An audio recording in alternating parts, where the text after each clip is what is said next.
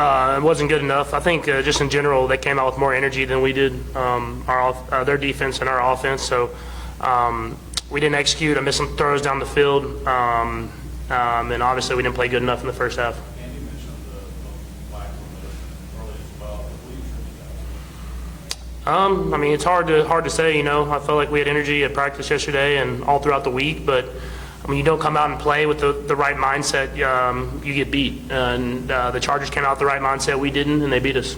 Front row, go ahead. You're up. No, not that there was no good and you guys won it. But I mean, throughout the years, the Chiefs have shown what the toughness looks like. So, I mean, you guys lost the Super Bowl in 2020. After that, you came to the AFC Championship. After losing the AFC Championship, you guys went to 3 straight Super Bowls. The expectations, and also, I mean, like the week 1 win against the Region Rival that you guys won. But how do you think that you guys can come back to have a great season and be in the Super Bowl again? Yeah, I think it's a learning moment for especially the young guys on the team. It's like we're gonna get everybody's best, and we have to play up to that standard if we want to win football games. And I feel like we didn't play to that standard today. Everybody, offense, defense, special teams. But credit to the Chargers, they had a great plan. They came in and played great football and beat us. And now we have to learn from that, knowing that next week's going to be just as tough. Steve.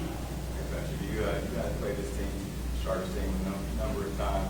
What did you do differently today to help you guys stop you get your rhythm? I think they did a good game plan, man. You play a team a lot, they kind of know what you're good at, and I thought they did a good job of kind of taking away some of our quick throws and some of our throws down the field. And I thought we adjusted well in the second half, obviously, but if I can hit some of those throws early, it kind of loosens up the defense. So I just got to be better early in the football game, just like everybody else. Nate. Patrick, just how much did Xavier's injury, I know it was 3 plays into the game, just how much did that change the rhythm, change the energy, change the sort of opposite game plan that you guys had? Yeah, I mean, obviously, other guys had to step up. I thought Taekwon and Hollywood and Juju did a great job of kind of filling some of those roles. But that's someone that's a huge part of our game plan, and someone that we're counting on to go out there and make plays against some of the man coverage that they played. And I thought guys did a good job kind of stepping up in those roles. But you could tell it took us a little bit to get going. Front row, go ahead. I know it's not the result that you guys wanted, but how did it feel to play in Brazil for the first time ever? You played international games before, but how did you feel the crowd and what did you feel playing here besides Brazil? Yeah, I thought it was awesome, the crowd and the atmosphere. It was really cool. It's something I'll remember for the rest of my life. I mean, even like the anthem, the Brazil's national anthem, and hearing everybody sing and how passionate they were about American football. So that part was really cool. I won't remember the result, but I'll remember being here for sure. Second row, go ahead. Hey, Pat, I mean, you had black receipt numbers of the Super Bowl just doing. How much you miss guys like Xavier Worthy, like Rasheed Rice, to extend the field and to throw some deep balls? You had some deep balls that you miss today that you usually don't miss. How much you miss this guy? Yeah, I mean, it's definitely important. Those are two of our best receivers, and they're two great receivers in this league, and obviously threats down the field. And so I thought the guys did a great job stepping up and making some of those plays. But you have to get with the timing of those guys. And so it takes everybody. You got to protect, you got to be on the same page with the receiver, and you got to make the throw. And so if I can make some of those throws early in the game, I think there'll be a different result. Hey, go ahead. What did you feel like you had a sense of the intensity wasn't quite with what we did early in the game? And is it the sort of thing you feel the need to address in the game yourself? Yeah, for sure. I mean, I could feel it pretty early on. I don't know exactly when that point is, but they definitely came out with more energy than we did. And so in this league, everybody's too good for you to not match the energy of your opponent. And so I think we learned a valuable lesson today. We got to be better from the get-go, from the start. We're not going to be able to just come back and win every single game. Teams are too good in this league, and so this would be a big lesson for us, a division opponent, someone that's going to be there at the end of the year. But we're going to have to learn fast. We're playing the reigning Super Bowl champs this next week. Second row, go ahead.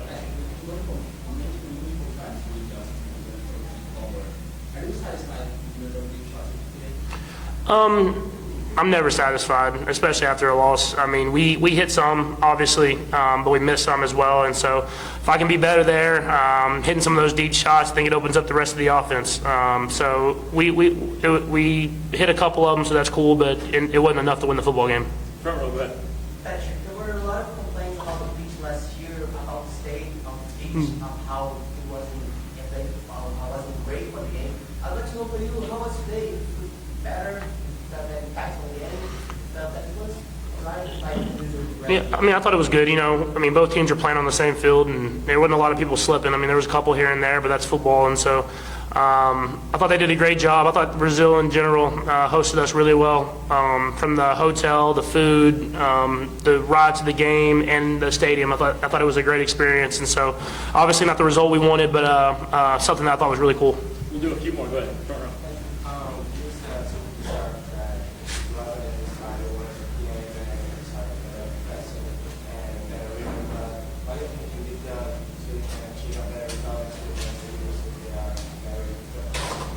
Yeah, it's not going to be any easier. That's a good football team that we're playing against this next week, and so I think we should have a great week of practice, coming with the right mindset. The leaders in the team got to step up, and when we step on that football field, we got to bring it, because it'll take our best in order to find a way to win against that team. And so we'll go back to the drawing board and be ready to go at practice, and knowing that it's going to take everything we got next week.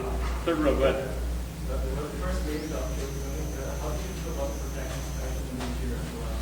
I thought they did a pretty good job.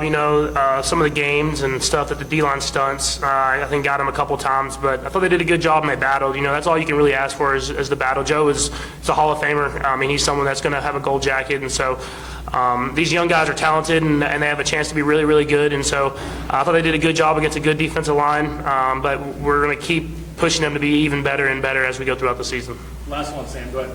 That third quarter play where you're running from the sideline, did you intentionally deliver it there because of this lack of motion? Yeah, I mean, I think more than anything, you saw even the run before when I ran to the linebacker. It's like sometimes you just got to do something to jumpstart the team. And I was not in the mood to be running out of bounds. I wanted to try to do something to get us going, and we kind of got going as an offense in the second half, but it takes everybody. I mean, we got to start faster, and we got to be better on both sides of the ball, and so and special teams, and so that we understand that we're going to be accountable to that, and we'll come back better this next week. Thanks, Patrick. The night air in São Paulo, Brazil, crackled with anticipation as two NFL titans clashed on foreign soil. But for Kansas City Chiefs fans, the real electricity flowed from one man, Patrick Mahomes. With a flick of his wrist in the fourth quarter, Mahomes found his favorite target, Travis Kelce, for a touchdown that was more than just 6 points. It was a seismic shift in NFL history. On this night, Mahomes became the youngest quarterback to ever throw 246 touchdown passes in the regular season, surpassing the legendary Dan Marino. For decades, Marino's record was untouchable, a relic from a golden era when quarterbacks wore single-bar face masks, and the game was wilder, rougher, and simpler. Marino's 245th touchdown pass, thrown to Jim Jensen in 1991, stood as a testament to a singular genius. But records, like rules, are made to be broken. And Mahomes, with his signature blend of audacity, grace, and sheer arm talent, has made a career out of shattering expectations. That night in São Paulo wasn't just a milestone for Mahomes or a footnote in Chiefs history. It was a chapter in the ongoing story of a superstar who is rewriting the NFL's storybook, one jaw-dropping play at a time. Patrick Mahomes entered the game with 245 regular season touchdown passes, needing just one more to etch his name above Marino's. Time was running out. Mahomes, who turns 30 on September 17th, had only a narrow window to seize the record as the youngest player to achieve the feat, but if there's one thing the NFL has learned, it's that Mahomes thrives under pressure. The Chiefs' offense, usually a symphony of speed and precision, sputtered for much of the game. Kansas City looked stuck in neutral, unable to shift into the high gear that fans have come to expect. As the clock ticked down, the Los Angeles Chargers held the upper hand, and whispers of an upset drifted through the stadium. Yet, football is a game of moments, and Mahomes is a master of the moment. Then, in the fourth quarter, Mahomes did what he does best. He made magic. The touchdown pass to Kelce wasn't just another highlight, it was history. Suddenly, the crowd felt the weight of what they'd witnessed. Marino's record, once thought eternal, had fallen, and Mahomes had done it with a style all his own. For all the glory of Mahomes' record-breaking pass, the night wasn't kind to the Chiefs on the scoreboard. The Chargers, led by their own ambitious young quarterback, held off Kansas City to win 27-21. The loss stung, especially given Mahomes' near-flawless record against division rivals, a pre-game stat line of 35-5 overall and 10-2 against the Chargers. But in football, as in life, success is never linear. The Chiefs, still nursing wounds from their Super Bowl 59 defeat at the hands of the Philadelphia Eagles, now faced an early season setback. In that Super Bowl, the Eagles steamrolled the Chiefs 40-22, leaving Kansas City desperate for redemption. Still, the Chiefs have little time to dwell. Next week, the Eagles come to Arrowhead for a Super Bowl rematch. The stakes couldn't be higher. A chance for Kansas City to wash away last season's bitter aftertaste, and for Mahomes to add yet another chapter to his growing legend. Greatness invites scrutiny, and Mahomes is no stranger to controversy. In the season opener, the usually elusive quarterback found himself at the center of a debate, not for a pass, but for a hit. Early in the game, Mahomes scrambled toward the sideline on a crucial third down. As defenders closed in, he lowered his shoulder and delivered a hard hit to Chargers cornerback Dante Jackson, sending him sprawling out of bounds. The crowd roared, but the reaction elsewhere was mixed. Some praised Mahomes' physicality, arguing that he sent a message to defenders everywhere. Others, including former Buffalo Bills center Eric Wood, cried foul. Wood's point was simple. Had a defender delivered that same hit to Mahomes, flags would have flown. Instead, the referees let it slide. If you are going to flag the defender for a big hit on the sideline, QBs can't do this. Mahomes should be fair game the rest of the game. Wood posted on social media. This wasn't Mahomes' first sideline controversy. In last season's playoff win against the Houston Texans, Mahomes was accused of flopping after a gentle shove out of bounds. Critics claimed he exaggerated the contact to draw a penalty. Mahomes later admitted he might have gone too far, but defended his instincts to protect himself. The ref saw it and didn't throw a flag. I understood it immediately and know that I probably shouldn't have done that, Mahomes told a Kansas City radio station. But at the same time, I was just trying to get out of the way of getting smoked by the defensive lineman running. So, I'll try to keep doing that and not take those hits, because that's the smart way to stay in the football game. Such incidents fuel the ongoing debate about quarterback protection in the NFL. Are star QBs overly shielded by the rules, or are they simply adapting to survive in a league that gets faster, stronger, and more dangerous every year? For Mahomes, the answer may lie somewhere in the middle, but the controversy isn't going away anytime soon. While Mahomes grabs headlines, the Chiefs' season opener was a microcosm of the modern NFL. Fast, unpredictable, and filled with drama both on and off the field. Take, for instance, the third-quarter dust-up between Chargers defensive tackle Ter Tart and Chiefs tight end Travis Kelce. After a routine 2-yard run, Tart slapped Kelce, sparking a brief scuffle. Officials flagged Tart for unnecessary roughness but stopped short of ejecting him. The ruling drew both criticism and praise. Some felt Tart's open palm strike was harmless, while others argued for a stricter interpretation of the rules. Moments like these are reminders of just how finely balanced the NFL's code of conduct has become. Every play is dissected by millions, every call debated endlessly online and on sports talk radio. In this new age, the NFL isn't just a game, it's a weekly national drama, and everyone has an opinion. For the Chiefs and their fans, the road ahead is filled with opportunity and uncertainty. With Mahomes setting new records seemingly every week, the team's ceiling remains as high as ever. Yet, the competition is fierce, and the margin for error is razor-thin. The upcoming Super Bowl rematch with the Eagles looms large. It's a chance for vengeance, for validation, and perhaps for a glimpse of what this Chiefs team is truly made of. Will Mahomes and Kelce rise to the occasion?